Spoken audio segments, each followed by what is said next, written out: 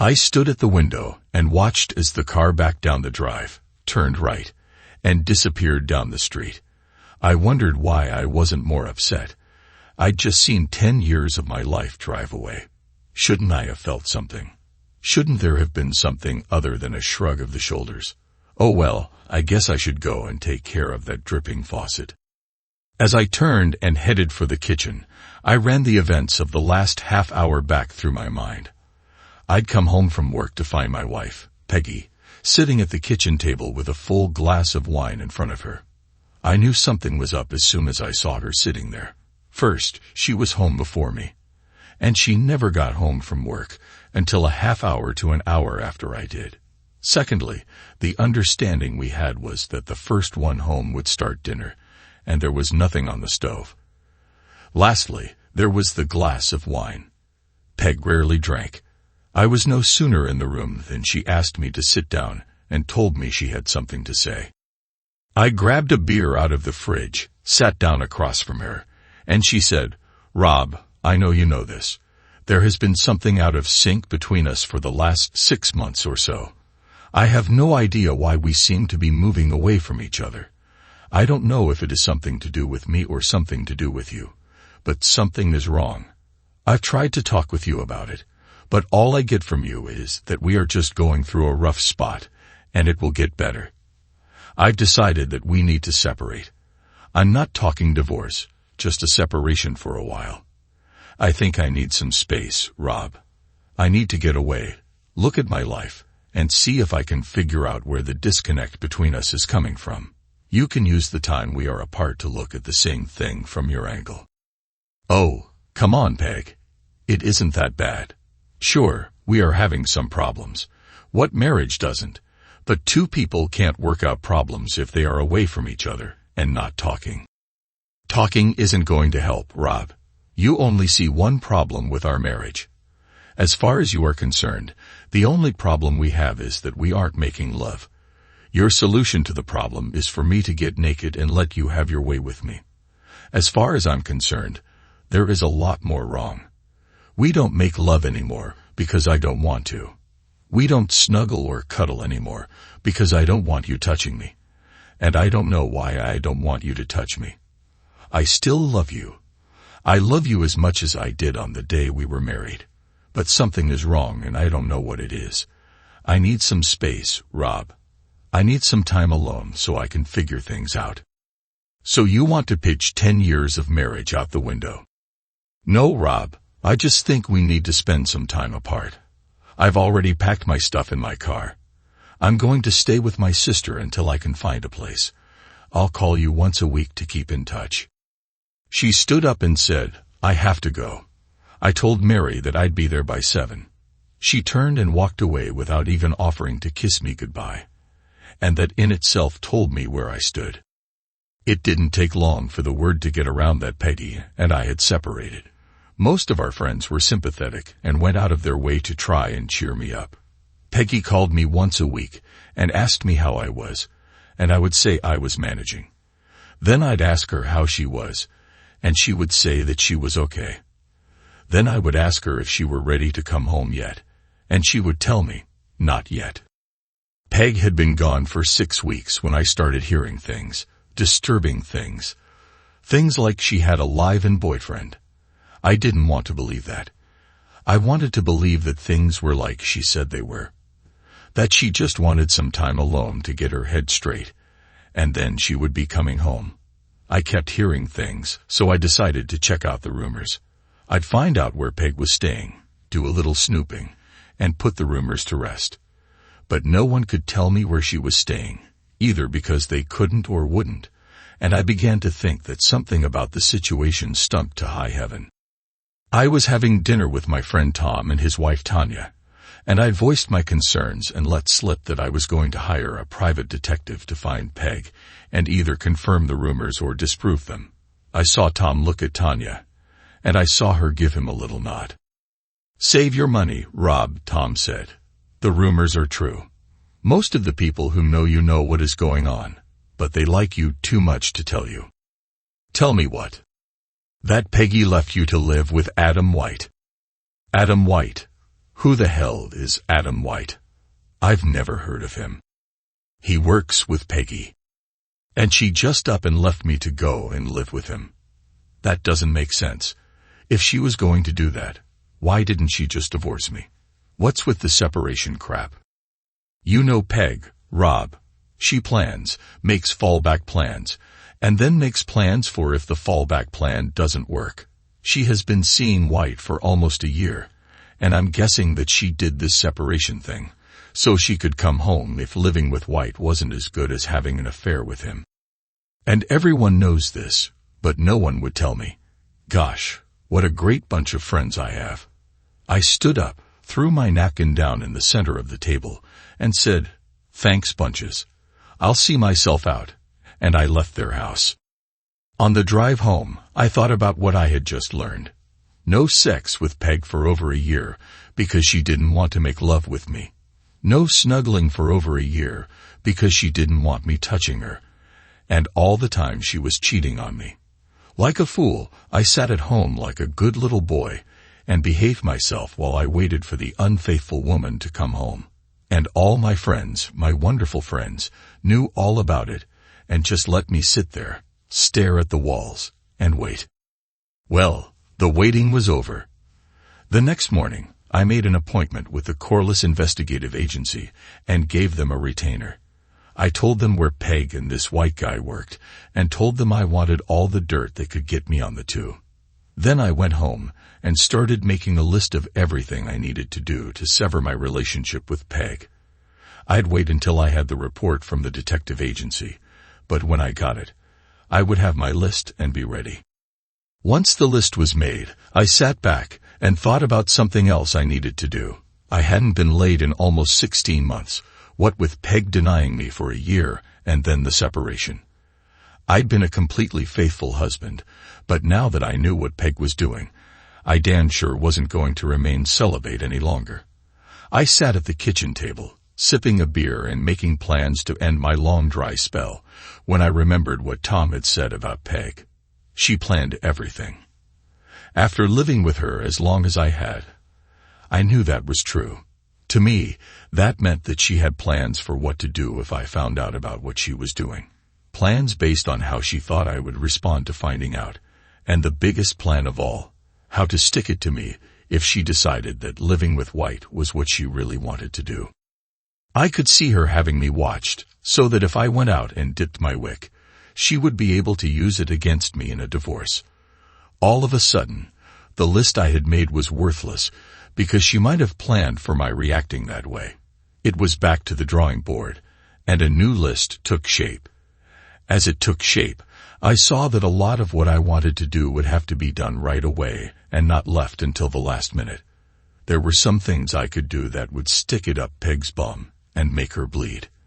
I smiled at the thought and wondered if she had a plan for when something like that happened to her. The next morning, I went to my bank to deposit my paycheck, and while I was there, I checked on the safe deposit box that Peg and I had there. I saw from the sign-in log that Peg seemed to check the box at least once a week. When I saw that, I knew she was keeping track of me, and that at the first sign that I was onto her, she would pounce. I thought about that for a minute, and then I took the 5 certificates of deposit from their plastic envelopes and went upstairs to use the bank's copy machine. I copied all 5, then put the copies back in their envelopes and returned them to the box. Unless Peg took the CDs out of the envelopes to check them, she would never know about the switch. Since I knew that Peg was checking up on me, I took my passport from the box and casually mentioned to the woman from the bank, as she put the box back in its slot, that I was going down to Mexico on a fishing trip. I left the bank with the 5 CDs in my pocket. I normally went to the bank twice a week on average, and each visit I would cash in 1 CD, pay the early withdrawal penalty, and then hide the cash away when I got home. I wasn't a believer in credit cards, as I thought you could get in trouble easily with them, so the only ones I had in my name were an American Express, on which the full balance had to be paid when you got the bill, several gasoline company credit cards, and 1 Visa card with a low limit that was in my name only. Peg, on the other hand, had a good half dozen credit cards in just her name. some with high limits. I knew what the limits were because I paid the bills every month. I made a list of the remaining account balances and set it aside. I would make sure that I paid the minimum payment on those cards to keep them in good standing. I sat down and made a list of all the things that I would like to have, and then I went online. Over the course of the next couple of weeks, I went on a spending binge using Peg's credit cards. When I bailed, she would be saddled with the credit card debt, and I intended to see that it was considerable. I updated my computer and got a new Dell with all the bells and whistles. I bought a Remington 700 on eBay and a whole bunch of other stuff like a digital camera and a state-of-the-art cell phone that did everything but cook my dinner. The house was Peg's. It had been left to her by her parents, so I would have no claim on it. But we had used it as collateral for an open line of credit when we put in the swimming pool and hot tub, and both of our signatures were on the account. We had paid off what we had borrowed, but the line of credit was still open. If I timed it right, I could draw on that line before she knew what I was doing. I had wondered why. When she decided that we needed a trial separation, she packed up and left me in her house instead of asking me to leave. Now I knew. If I was still in the house, I would obviously be expecting her to come back. I would obviously see this separation as something that wasn't going to last. Next, I closed out my 401 kit work, paid the penalty, and squirreled away the cash. Then I sat back and waited on the private detective's report. The one thing I couldn't figure out how to do was get my ashes hauled. I couldn't take the chance that Peg had someone watching me to see if I did go looking. I decided what I would have to do was leave town on the weekends to go on fishing trips. She knew that I loved to fish and that I went quite often. She knew from the catches I brought home that I did actually go fishing.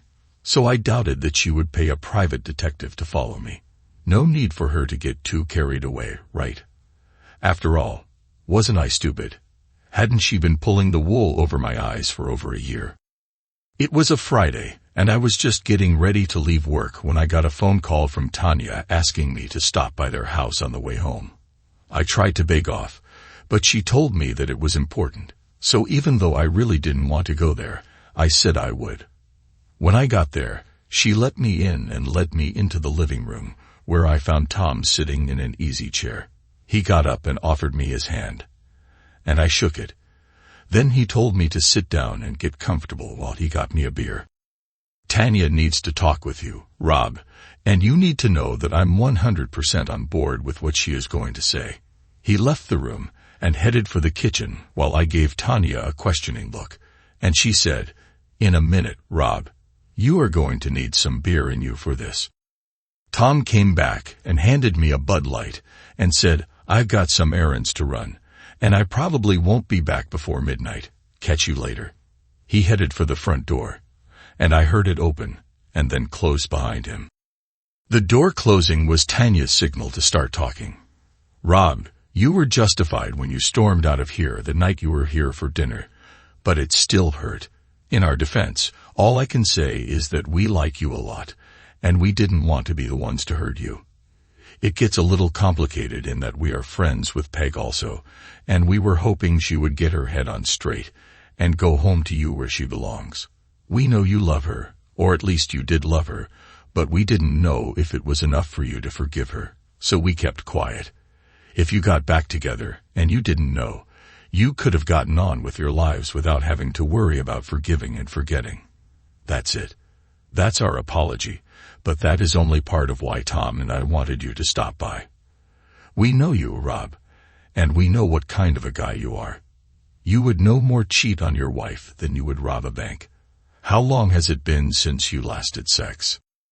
The question caught me totally off guard. For the first time, I noticed how Tanya was dressed.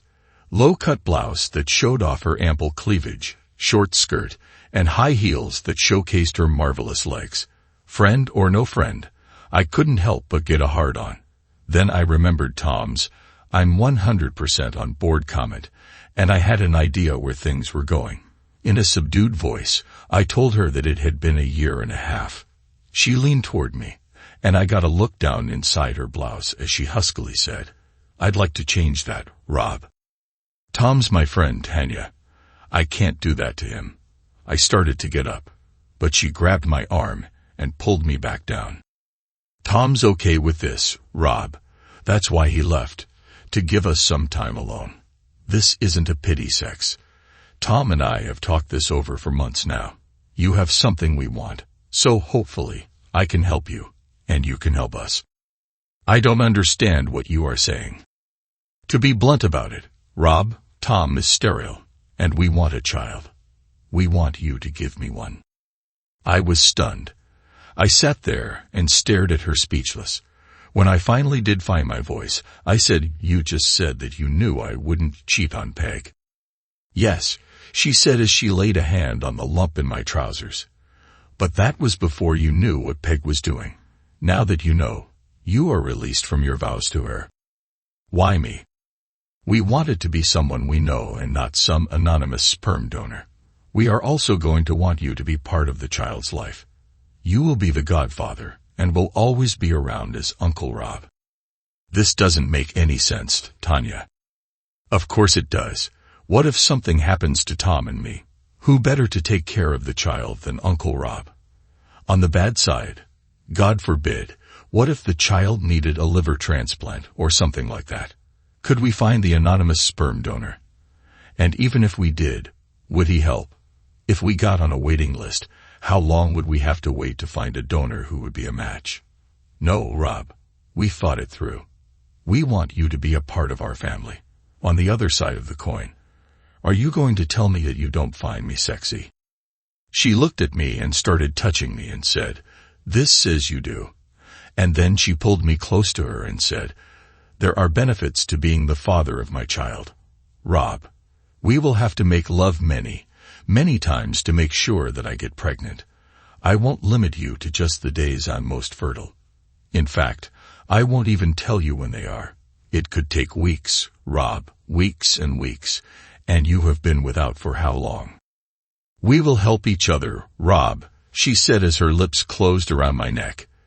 It had been a long time for me, and I knew that I wasn't going to last long. "Now we can go into the bedroom and do some serious baby making," Tanya said. All my reservations about what was happening had disappeared about the time when she gave me a bija, so I got up and followed her into her bedroom. We watched each other undress, and then Tanya got on the bed and spread her legs wide. From what I've read, the hotter the sex, the more receptive the womb is to the invasion of sperm. No loving and tender stuff. Rob, make my blood rush, make me scream and beg, and screw my brains out. She reached down and pulled and said, "Have sex with me. Breed me." I climbed on the bed and had amazing sex. I felt it was much better than having sex with Peg. As soon as I came, Tanya grabbed a pillow and stuffed it under her bum to elevate herself so my sperm could flow down into her. Looking at her lying there, pushed up like that, made my soft tool start to harden, and as I slipped into her for the second time, I was hoping that it wouldn't take so I could come back and do it again. Once more, she stuffed the pillow under her bum when I pulled out of her. And then she said, "I did Tanya one more time before I left to go home." And just before she let me out the front door, she kissed me and thanked me for what I'd just done. I'd like to do it every day until I get pregnant, but Tom is used to making love 3 or 4 times a week, and even though he is okay with this, I won't give him sloppy seconds. Call me tomorrow, okay? I thought about what had just happened all the way home, and as I pulled into the driveway, it occurred to me that if Peg was having me watched, she would find out about my visits to Tom and Tanya's, and notice that Tom left, but that I stayed for several hours after. The next morning, I called Tanya and explained my thoughts to her, but she told me not to worry, that no one would see Tom leave because he didn't. He went down to his basement workshop and stayed there until I left. That information gave me pause. It was one thing to make love to Tanya when Tom was gone, but could I do it if I knew he was in the house? Tanya must have known what I was thinking because she said, "Don't worry, Rob. It will be okay. I promise." That afternoon, I got a call from Tom asking me to have a drink with him after work. Talk about awkward. Try sitting down with a guy you have known for 20 years, who is a good friend, and whose wife you have just slept with his knowledge. He must have known what I was thinking. So he cut right to it. I know this is awkward for you, Rob. Heck, buddy, it is awkward for me, but I have to talk with you about the situation we are in. First off, and I told you this when I left you and Tanya alone, I am 100% okay with it. I mean that, Rob. But that said, I have to tell you that Tanya didn't tell you the full truth.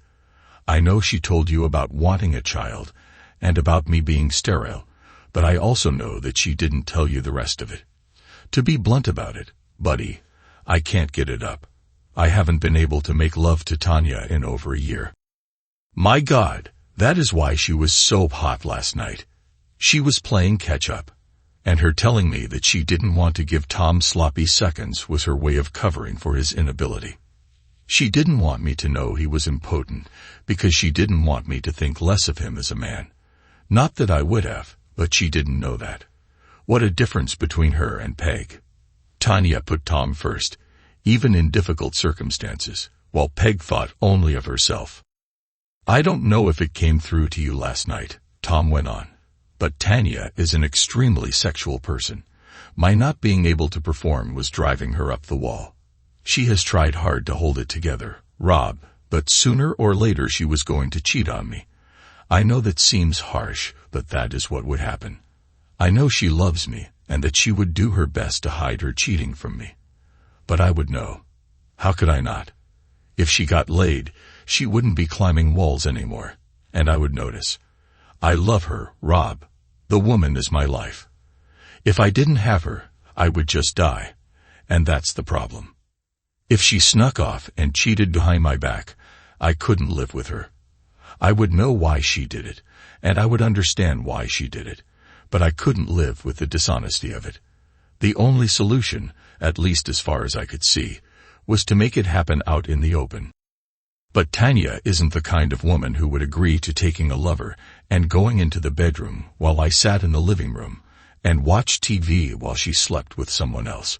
She could probably have done it with a stranger in a motel room with me not knowing, but she couldn't just do a guy with me knowing and then a different guy the following week and another the week after that. What we needed was someone steady, someone we both liked and were comfortable with. We sat down and made a list of possible candidates but couldn't agree on anyone. We kept coming back to you, but we were afraid that if we started with you and then Peg came back home, it would stop, and we would have to start back over. And Peg would eventually come back to you. Everyone who knows Adam White knows that he is a dipstick jerk, and Peg would soon find out and go home to you, secure in the knowledge that you had no idea of what she had been doing. I have no idea why she thinks you were that dumb. I can only guess that she thinks you love her so much that the thought would never occur to you that she might be up to something. I had a chuckle at that. She pretty much read me right, because that is just the way it went, and it was only because the separation was dragging on and on that I finally realized something wasn't kosher. Well, you do know now, and I know, even if Peg doesn't, that now that you do know she is history. I know you won't take her back now under any conditions. That freed Tanya and me up so that we could approach you. Tanya, and I want a child, Rob, and Tanya needs a steady sex life, and until the doctors can find and fix my problem, someone else is going to have to provide that sex life for her. I know it sounds silly to say this, but you making love to my wife is going to save my marriage. You just have to get comfortable with the idea that I know, and that I'm all right with it. I didn't know what to say.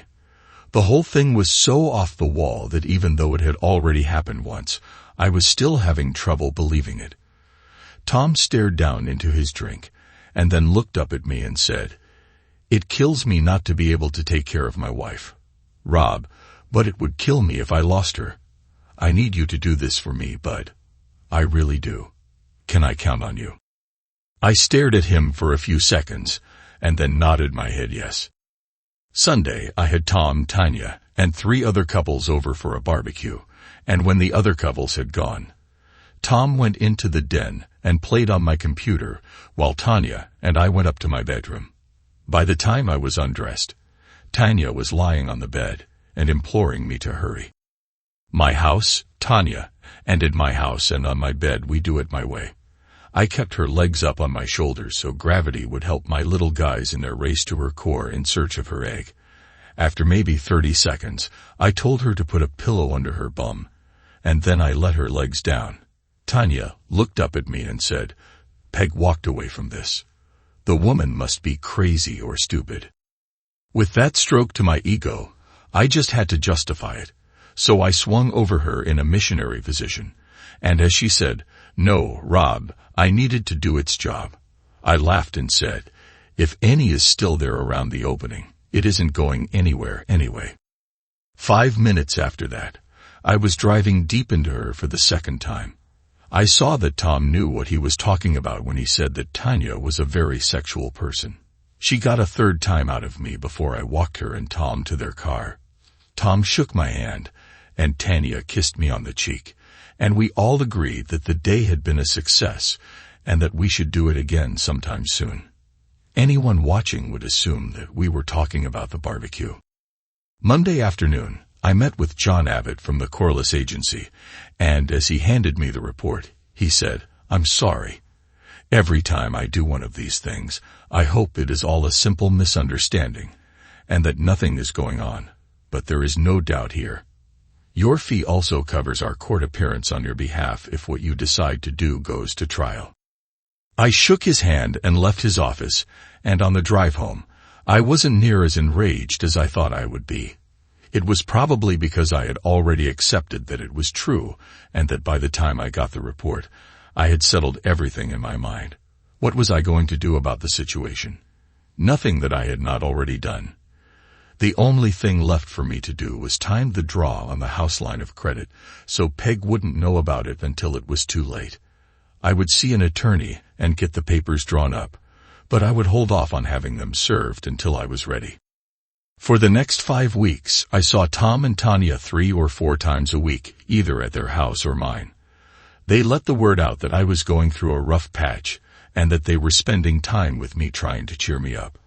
I got my weekly phone call from Peg, but I stopped asking her how she was and when she would be coming home. Finally, I'd had enough. I wrote checks against the line of credit, and as soon as they cleared, I found an apartment, moved out of the house, and had Peg served with the divorce papers. They cited irreconcilable differences instead of adultery. I did it that way so that Peg wouldn't know that I knew about White. She would see it as my way of trying to push her into deciding to come home. She would call me, feed me a line of nonsense about how I was overreacting, and then she would probably suggest that we meet someplace for a drink and have dinner where she would try and calm me down and talk some sense into me. I would agree to meet her, listen to her, and then tell her I would think about it. It would buy me several days for the line of credit checks to clear and for me to clean out the checking and savings accounts. It went just how I thought it would. First, the phone call telling me that I was being unreasonable, that there was no need for me to get attorneys involved. I told her that I was tired of the neither fish nor fowl situation. You don't want to be with me, so it is time for me to accept it and move on with my life. I agreed to meet her at Angela's. It was the first time I'd seen her since she walked out on me, and she looked good. I was going to miss her. Strike that. I did miss her, since it was obvious to me that I still loved her. But even if she came back to me, I knew that there was no way I could ever live with her again. I didn't tell her that, though. Instead, I sat there and listened to her as she fed me a line of nonsense. She was seeing an analyst, and she was helping Peg understand blah, blah, blah, and Peg was making good progress, and all she needed was a little more time. I know it is hard on you, baby, but it is just as hard on me. Please, baby, please, just a little more time. I told her I would think on it and let her know. I waited 2 days, and then I called my attorney and told him it was time to go to step 2. He quashed the divorce papers and sent Peg a notice that the filing had been canceled. I got a call from Peg at work thanking me and telling me that I wouldn't regret it. I smiled, knowing that I didn't regret it, but that she didn't know why. But she would soon find out. That night, I had dinner at Tom and Tanya's, and after dinner, Tanya and I retired to her bedroom. As Tanya spread herself for me, she said, "Can we make love tonight instead of screwing? I'd like to make love to the father of my child." "Are you sure?" "Positive. The home test told me Tuesday, and the doctor confirmed it this afternoon. You are going to be a daddy." We only did it once that night, but it was a long, slow, and very satisfying session.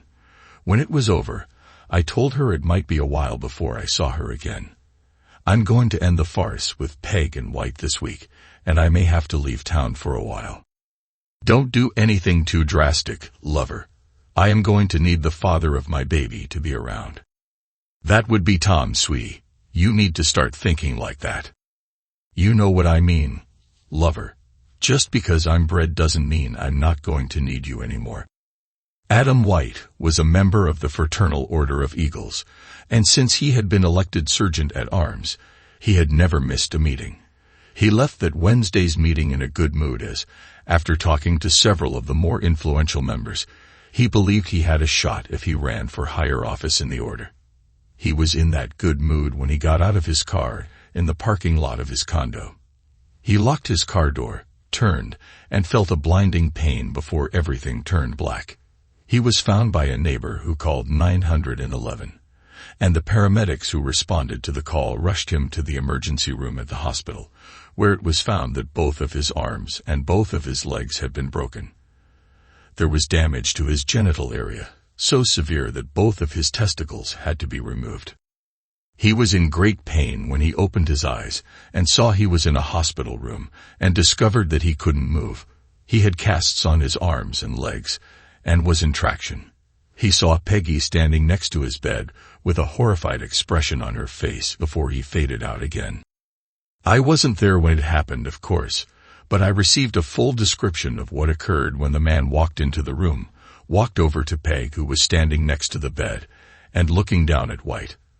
The man asked her if she was Margaret Olson, and when she said yes, he handed her some papers and told her she had been served. She looked confused as she opened the envelope and saw that she was being sued for divorce, only this time the grounds were infidelity.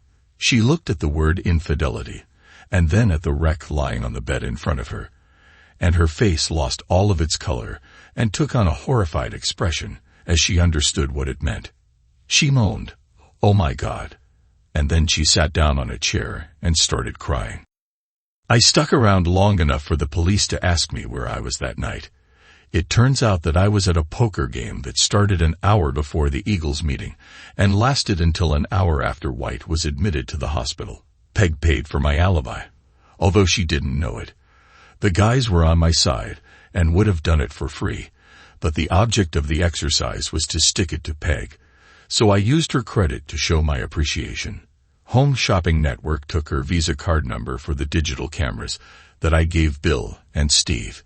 eBay charged her MasterCard for the laptop I gave Mike and the 19-inch flat-screen monitor that I gave Phil. She even paid for the aluminum ball bat. I had 6 weeks of vacation and 3 weeks of comp time coming to me, and I took a 2-month leave of absence in conjunction with that time.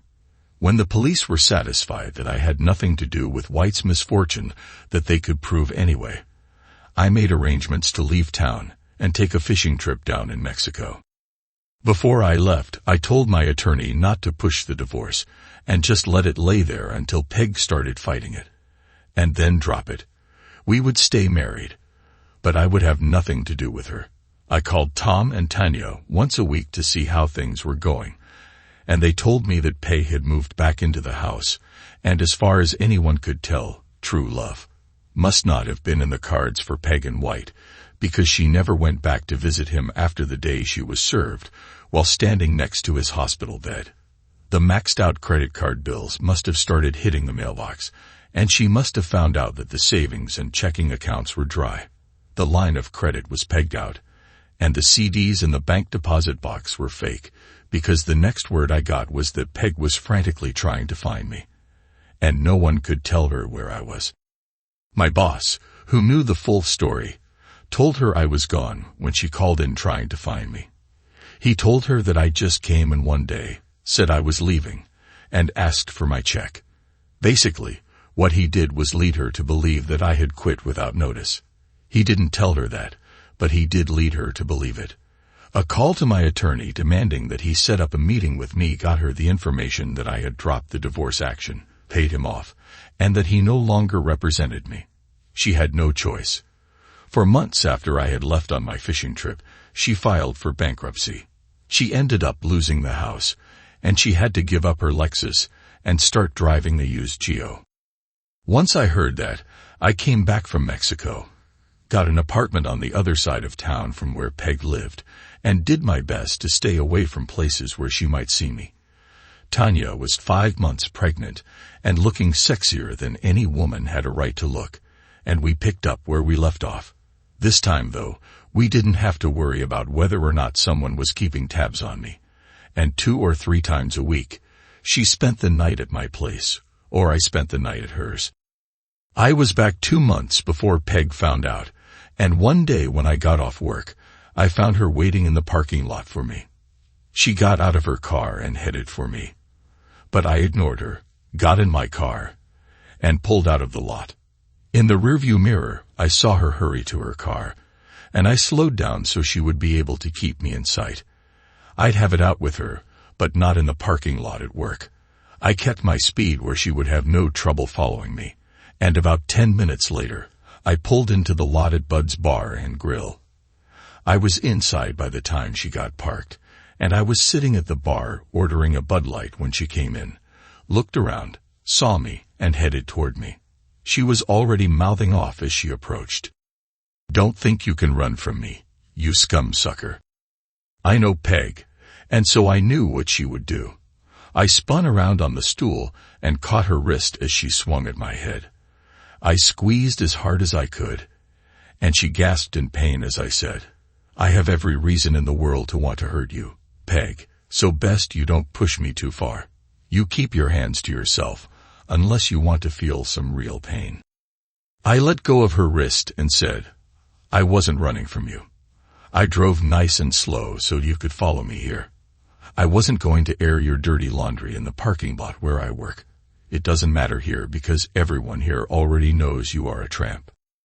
I want to talk to you." "I don't want to talk to you. I've already listened to enough of your lies. I want my money back." "What money would that be, Peg?" "You owe me the money you took out against the house, and half of everything else we had was mine, and I want it." "Well, you ain't going to get it, Peg. My position on the matter is that it was restitution for what you did to me. What is it the lawyers say when they sue? Compensation for pain and suffering and loss of conjugal rights. I figure what I got just about covers the pain and suffering I went through for going without sex for a year and a half while you were giving it away to someone else, and for the humiliation I suffered as everyone that I knew looked on me as a stupid cuckold. Damn you, Rob. I lost my parents' home because of you. Big deal, Peg. It couldn't have meant all that much to you since, as I recall, you moved out to shack up with another man. I mean it, Rob. I want that money. Here is a newsflash for you, Peggy. You will never get a dime of it from me. You tried to screw me over, and you got caught. And I made you pay. Live with it. I guess we will just have to see what the courts say. Doesn't matter what they say, Peg. Here is the way it will work. You will have to get a lawyer and sue me for divorce to get me into court, so the court can issue an order as to the division of assets. As soon as you sue, I will countersue. A good lawyer can stall things for 6 to 8 months, and during that time you will be paying your lawyer. Can you afford to pay him to get nothing? I have all the evidence I need to fight you in court, and if I win, you will take it in the bum. Worst case scenario for me is that I'm ordered to split the assets. I say, okay, judge, and leave the court. You and your lawyer wait and wait and wait for the money. but the money never comes. You call me, but I don't take. You and your lawyer wait and wait and wait for the money, but the money never comes. You call me, but I don't take your calls, so your lawyer, who you are still paying, goes back to court and gets a court order telling me to pay by such and such time. You and the lawyer wait and wait, and when the deadline arrives, you still haven't gotten a dime from me. Your lawyer, still billing you for his time, goes back to court and gets a judgment against me. I have no savings or checking accounts that can be attached. My car is a lease, so nothing for you there. I live in a furnished apartment, so there isn't anything there you can get. All you can do with your judgment is garnish my wages, and the first time that I get a paycheck that has been garnished, I will quit my job. So what do we have here, Peg? A good year's worth of lawyer's fees out of your pocket, and all for maybe $200 out of one paycheck. All that's left for you to try is to go back to the judge and get him to threaten me with going to jail for contempt of court if I don't comply with his orders. All that will get you, Peg, is a postcard from me from some small fishing village in Mexico, where I will take up residence until my money runs out. And I've got a lot, Peg. Thanks to you. Face it, Peggy. You tried to screw me over, got caught, and I got even. Consider yourself fortunate. Think about what happened to your boyfriend, and consider yourself very fortunate. He lost his balls, and now he can never mess with another man's wife. You, on the other hand, can still spread for anyone you want. I knew it. I knew you had something to do with what happened to Adam. What you think you know and what you can prove are two very different things, Peg. By the way, how are things going with your love affair? From what I hear, you haven't seen the poor man since his first day in the hospital. What would be the point? You took away the only thing he had going for him. Oh, that's cold, Peg, even for you. It's the truth. He was extremely well endowed, and he was a marvelous lover, but I would have tired of him eventually and come home. Oh, gee, Peg, if only I had known. All of the unpleasantness could have been avoided if I had but known that someday you would have come home to me. Oh, Dan, I guess by my actions I messed that up, didn't I? I'll have to carry that regret to my grave. Oh, what a joy life could have been had we only communicated better. You can be such a jerk. Yes, Peg, and you are a worthless, cheating tramp. I finished my beer, got up, and said, "Have a rotten life, Peg," and I left the bar. 3 days later, I was served with divorce papers citing irreconcilable differences. I didn't contest it, and she was awarded half of the marital assets, and I was ordered to pay her the money borrowed against the line of credit. I wished her luck in getting anything and tossed the final decree in the trash. She must have believed me when I told her how things would go because I never heard from her again. One interesting thing came out of the mess. Everyone was agreed that White was a dipstick jerk, but even dipstick jerks can have a friend or two, and one of White's was Peggy's boss. He wasn't happy with the way she treated White after his misfortune, and he fired her. Well, fired isn't the way it was put. A downturn in the economy necessitated a downsizing, and Peggy was let go. But everyone knew that she was fired. She couldn't find work in our area, so she relocated to California where she had some relatives. And no one, not even her sister, has heard from her since. There is one more chapter to the story. It was a sad ending, but at the same time, a glorious beginning. Tanya had a beautiful baby girl, and Tom doted on her and spoiled her rotten. Uncle Rob was a constant visitor and spent many, many hours crawling around on the floor with little Martha. Tom never told Tanya or me the full story. He knew why he had erectile dysfunction, but he hid it from Tanya. He had cancer, and it didn't get caught in time, and the cancer spread. Following his funeral, Tanya handed me an envelope addressed to me. It was addressed to me, and written across the front of the envelope were the words, "For Rob's eyes only." I looked at her, and she shrugged and said, "I have no idea. It is addressed to you, so I haven't seen what's inside." I opened it and read, Hey bud, if you are reading this, I'm gone. There was a reason I picked you. Yes, it was me, not Tanya, to father our child. I knew I wouldn't be there for them. And I wanted someone I knew I could trust to be around to watch over them. I knew I could count on you. So you got elected. Don't let me down, bud. Take good care of our girls. I handed the letter to Tanya, and she read it and started crying. I took her in my arms to comfort her, and when she was all cried out, she asked me what I was going to do. I'm going to do just what he knew I would do. I'm going to take care of my girls. 6 months later, Tanya and I were married. Thanks to everyone who took the time to listen to today's stories. If you enjoyed it, please consider liking and subscribing if you haven't already. Feel free to share your thoughts on the events in the comments below. Take care.